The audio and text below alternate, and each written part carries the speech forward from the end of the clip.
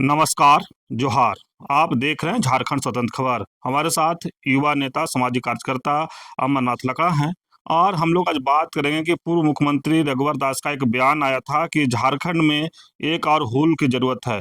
वहीं पर वो बात कर रहे थे धर्मांतरण, घुसपैठिया के लगातार वो बात करते रहते हैं।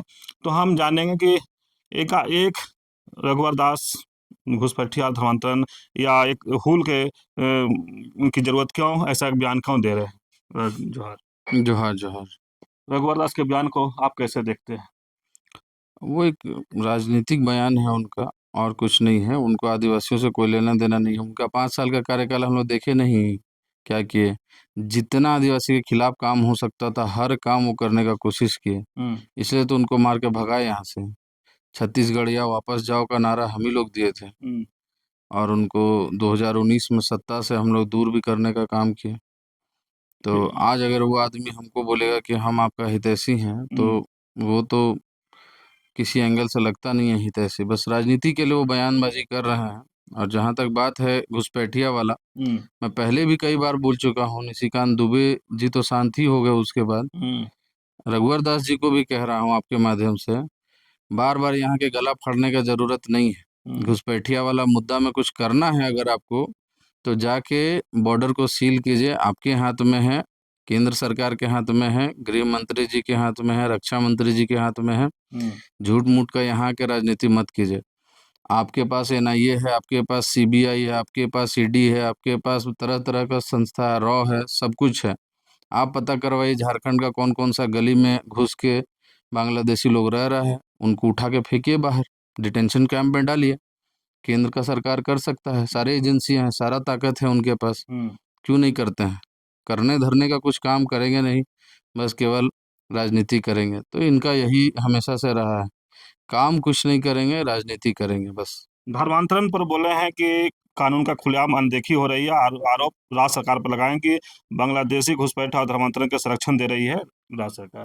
अगर ऐसा ही 5 साल रहा तो आदिवासी अल्पसंख्यक हो जाएँगे। अरे भाई, एक चीज मुझको बताइए, अभी बाबूलाल मरांडी जो उनके पार्टी के हैं, हुँ, उनका अभी प्रेस कॉन्फ्रेंस करके एक बयान दिए थे कि लगभग 15% आदिवासी हुँ, ईसाई बन गए हैं, यहाँ पे धर्मांतरण हो रहा है।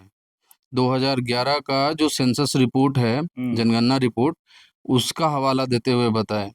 तो वो मैं कहना चाहता हूं उनको कि आप पूरा बताइए उस सेंसस रिपोर्ट के बारे में। उस सेंसस रिपोर्ट में ये कहा है, ये बताता है वो सेंसस रिपोर्ट हुँ, कि लगभग 49% आदिवासी आज हिंदू लिखता है अपना धर्म कॉलम हुँ, इस राज्य में। 14%, 14.5% आदिवासी क्रिश्चियन लिखता है और लगभग 44% जो है वो सरना लिखता है। हुँ। तो कहने का मत सरना नहीं, मतलब अन्य जो कॉलम हुआ हाँ, करता था वो हाँ। उसमें 40 से 44-42% कुछ वो लिखता था। हुँ, तो कहने का मतलब है, जिस सेंसस रिपोर्ट को आप आधार मान रहे हैं उसके हुँ, अनुसार तो ये बात साबित होता है कि क्रिश्चियनिटी से ज्यादा, मिशनरियों से ज्यादा आरएसएस ने धर्मांतरण करवाया है। हुँ, आरएसएस ने धर्मांतरण करवाया है, तभी ना 49% लोग अ, हिंदू लिख रहे हैं अपना धर्म कॉलम में, हुँ, आदिवासी लोग। तो मुद्दा यहाँ पे ये नहीं है कि कौन क्या लिख रहा है, कौन कौन सा धर्म अपना लिया है। मुद्दा यहाँ पर ये है कि जो आदिवासी हित के लिए जो सोचते हैं, हुँ, उन आदिवासियों को वैसे आदिवासियों से दूर कैसे किया जाए जो लोग अभी डेवलपिंग स्टेट में हैं। हुँ, एक आदिवासी तबका है जो थोड़ा सक्षम हो चुका है, हुँ, शिक्षा लिया, नौकरी किया, अभी वो थोड़ा सक्षम है। एक आदिवासी तबका है जिसको अभी ऊपर खींचने की जरूरत है हुँ, और जिसके पास भीड़ है, हुँ, जिसके पास जनसंख्या है। तो जैसे एक शरीर होता है, शरीर में एक सर है और पूरा शरीर है। हुँ, सर नहीं होगा तो शरीर कैसे चलेगा? हुँ, और अगर शरीर नहीं होगा तो सर अकेले रह के भी क्या कर लेगा?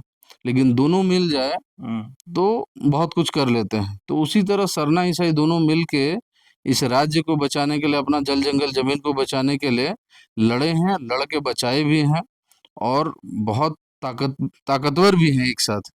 इसी चीज को भाजपा समझती है बहुत अच्छे से, इसलिए सरना ईसाई करके वो तोड़ने का कोशिश करती है। सर को धड़ से अलग करने का कोशिश करती है ताकि दोनों बेकाम के हो जाएं हुँ। और आसानी से उनको जीत मिल जाए। तो इस गलत मंशा को तो हम लोग पूरा कभी होने नहीं देंगे। धर्मांतरण की जहाँ तक बात वो करते हैं, मैं स्पष्ट कहता हूँ, आप एक एक स्वर में केंद्र में लोकसभा राज्यसभा दोनों से पारित कर सकते हैं। सरना कोड एक माने ध्वनि स्वर से ही, ध्वनि वोट से ही आप पारित कर सकते हैं। आपकी मतलब मेजोरिटी है दोनों में, लोकसभा राज्यसभा में। आपका राष्ट्रपति खुद का बैठा हुआ है, क्यों नहीं कर देते हैं? सरना कोड लागू कर दीजिए, कल के कल सारा धर्म जो लोग भी अपनाए हैं वो उस कैटेगरी से ही बाहर हो जाएंगे ऑटोमेटिकली। इतना लाव लश्कर तामझाम करने का जरूरत ही नहीं होगा कि धर्मांतरण बिल लाएंगे, धर्मांतरण कानून बनाएंगे, वो सबका कोई मतलब ही नहीं बच जाएगा। सीधे है कि भैया जो सरना है या आदिवासी धर्म कॉलम में जो आ रहा है वो आदिवासी है, जो उससे बाहर है वो गैर आदिवासी है।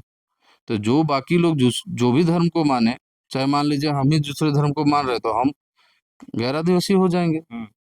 तो उस चीज को करने के बजाय ये लोग बस बोलते हैं ना, बीजेपी का हमेशा से बस यही एजेंडा रहता है कि काम मत करो, बस खाली राजनीति के लिए शगुफा छोड़ो और उस पे हल्ला वल्ला करते रहो, हल्ला गुल्ला करते रहो, मीडिया पकड़ के मीडिया के सामने वाइट देते रहो। बस यही चलता है भाजपा का, और कुछ नहीं। मंशा उनकी बिल्कुल भी साफ नहीं है। नियत साफ होती तो सरना कोड दे देते हैं। सरना कोड की आप बात कर रहे हैं अमरनाथ, लेकिन जिस तरह सरना कोड का भी तो जब मांग होता है तो बोलते हैं ईसाइयों का मांग है। हाँ भाई, सब कुछ तो ईसाई मांगता है, बाकी कोई कुछ मांगता है? अगर मान लीजिए एक इन्हीं के लॉजिक से मैं पूछता हूँ, अगर सरना कोड ईसाई मांग रहा है तो इससे बेहतर क्या हो सकता है आदिवासी समुदाय के लिए, बताइए? अगर अपना धर्म कोड अगर मिल जाए आदिवासी समुदाय को तो उससे बेहतर क्या हो सकता है? और अगर इतना बेहतर चीज अगर ईसाई समुदाय मांग रहा है तो हम लोग को तो उसका खुल के स्वागत करना चाहिए। सभी लोगों को उसका स्वागत करना चाहिए। आदिवासी मतलब ईसाई समुदाय का उसको खुल के स्वागत करना चाहिए और समर्थन करना चाहिए। इसमें गलत क्या है?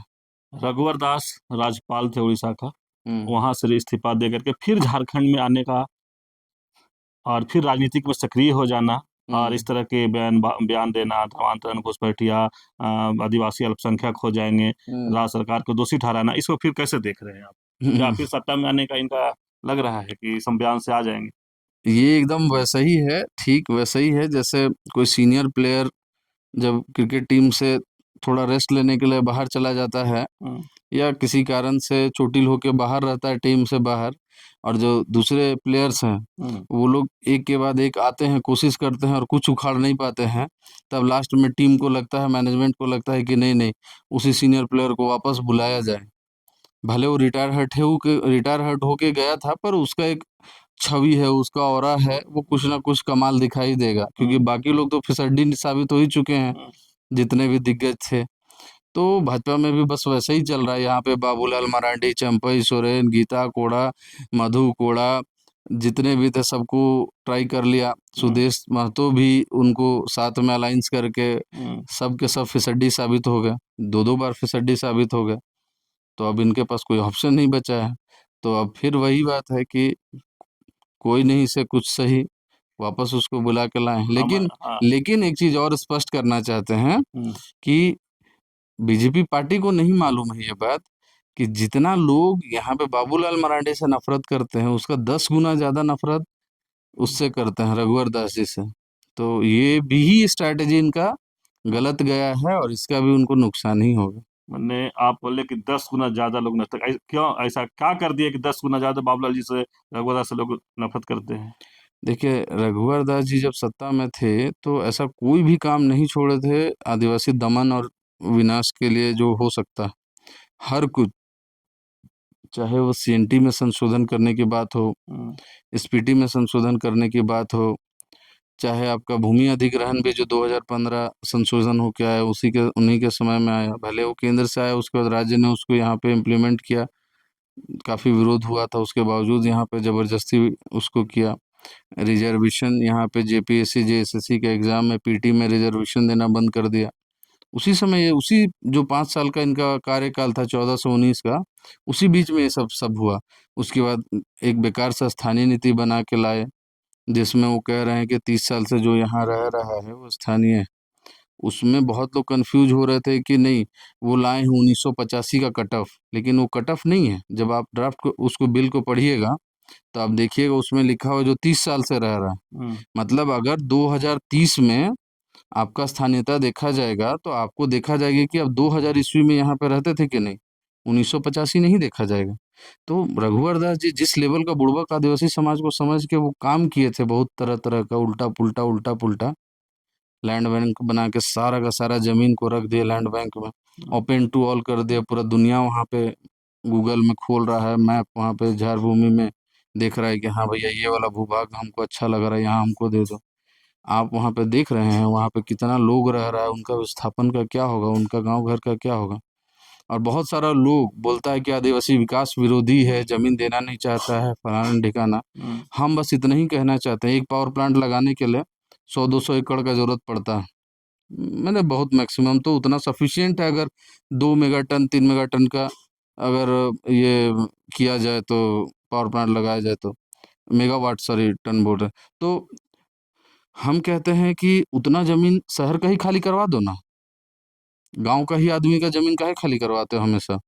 गांव में जो प्रकृति है उसका भी तो विनाश हो रहा है, उसका भी तो एक कोलेटरल डैमेज हो रहा है, उसका भी तो एक लॉस का एक आंकड़ा है, वो भी तो बहुत भारी लॉस हो रहा है। तो हमको लगता है उससे कम लॉस तो अगर शहर को खाली करवाया जाएगा तब होगा।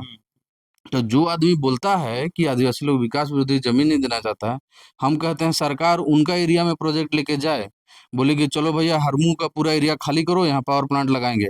तब हम देखते हैं कितना आदमी लोग देश का तरक्की के लिए, उन्नति के लिए जमीन देने के लिए राजी होता है।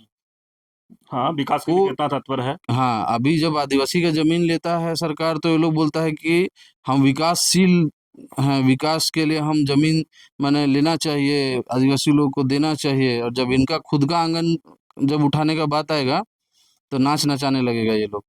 यही लोग है जो आपका क्या बोलते हैं वो, अपर बाजार के पास से एक फ्लाईओवर बनना था हरमू के तरफ में, वो नहीं बनने दिया। 20-25 कुछ 20-25 लोग जिनका घर मकान टूट रहा था वो लोग।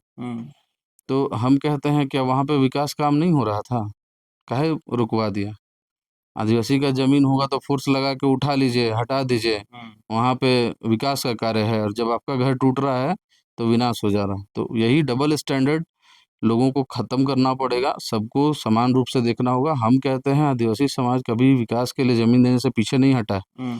आज जितना भी मेगा पावर प्लांट लगा है, जितना भी डैम बना है, जितना भी सिंचाई योजना के लिए पानी का व्यवस्था है, शहरों में जो पानी सप्लाई होता है उन्हीं आदिवासियों के गांव से होता है, उन्हीं जंगलों से होता है। तो अगर नहीं दिए होते तो आज शहर के लोगों को ना खाने के लिए अनाज मिलता, ना पानी मिलता, ना उनको कंस्ट्रक्शन के लिए गिट्टी बालू मिलता। तो इसलिए ये सोच अपना निकाल दे वो लोग। हाँ, मेरा बस ये कहना है कि विकास के लिए आप अगर किसी का कुछ किसी संपत्ति को ले रहे हैं तो उसका उचित मुआवजा होना चाहिए, उसका ऐसा प्रबंधन होना चाहिए कि वो इंसान जो जमीन दे रहा है, क्योंकि वो जमीन उसकी माँ की तरह है। आज हम लोग बोलते हैं ना भारत माता की जय, और उस माता के लिए हम लोग पाकिस्तान से, बांग्लादेश से, चाइना से, किसी से भी भिड़ने के लिए तैयार हैं। आज हम भी अपना गर्दन कटाने के लिए तैयार हैं। क्यों है? उस भूभाग के लिए, उस जमीन के लिए। क्यों? क्योंकि वो मेरी माँ है।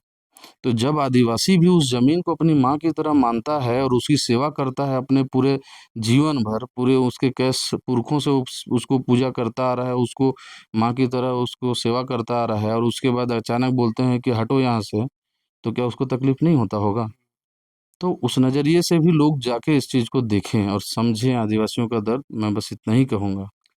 चलिए, अभी आप सुन रहे थे युवा नेता, सामाजिक कार्यकर्ता अमरनाथ लका की बात, और जिस तरह से हम लोग रघुवर दास के बयान पर ये अपना प्रतिक्रिया दे रहे थे। वो कह रहे धर्मांतरण घुसपैठिया या 5 साल के बाद अगर इस तरह से रहा तो आदिवासी अल्पसंख्यक हो जाएंगे। धर्मांतरण कराने में सरकार पर कहीं ना कहीं दोषारोपण भी कर रहे थे। तो उनका तो आरोप ही गलत है कि 5 साल के बाद अल्पसंख्यक हो जाएंगे आदिवासी। हम कह रहे हैं यहाँ मिशनरी संस्था कब आया था? अगर रघुवर दास जी का जीके ठीक होगा तो उनको मालूम होगा कि यहाँ 19वीं सदी में ही आ गया था मिशनरी, 1860 के आसपास में।